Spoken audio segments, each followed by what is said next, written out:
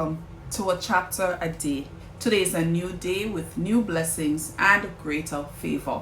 Today we'll be reading from Genesis chapter 33. Now Jacob lifted his eyes and looked, and there Esau was coming, and with him were 400 men.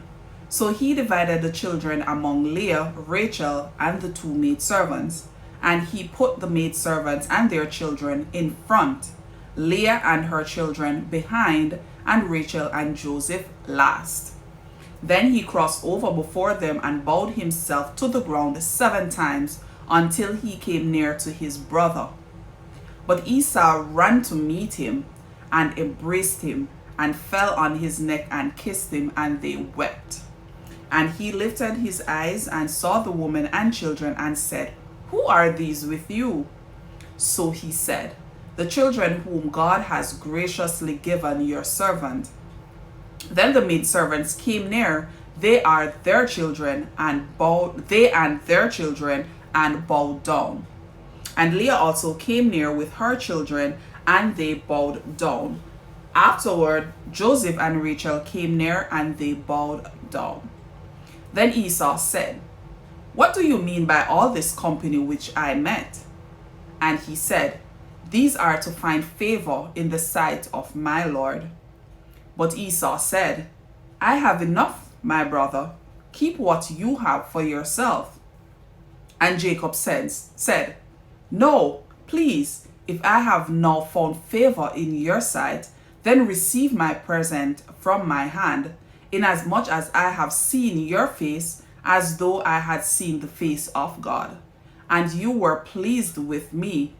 Please take my blessing that is brought to you, because God has dealt graciously with me, and because I have enough." So he urged him, and he took it. Then Esau said, "Let us take our journey. Let us go, and I will go before you." But Jacob said to him, "My Lord knows that the children are weak, and the flocks and herds which are nursing are with me. And if the men should drive them hard one day, all the flock will die. Please let my Lord go on ahead before his servant. I will lead on slowly at a pace which the livestock that go before me and the children are able to endure until I come to my Lord in Seir." And Esau said, "Now let me leave with you some of the people who are with me." But he said, "What need is there? Let me find favor in the sight of my Lord." So Esau returned that day on his way to Seir. And Jacob journeyed to Succoth, but built himself a house and made booths for his livestock. Therefore the name of the place is called Succoth. Then Jacob came safely to the city of Shechem, which is in the land of Canaan, when he came from Paddan Aram, and he pitched his tent before the city. And he bought the parcel of land where he had pitched his tent from the children of Hamor, Shechem's father, for 100 pieces of money. Then he erected an altar there and called it Elohe Israel. Here endeth the reading of God's holy word.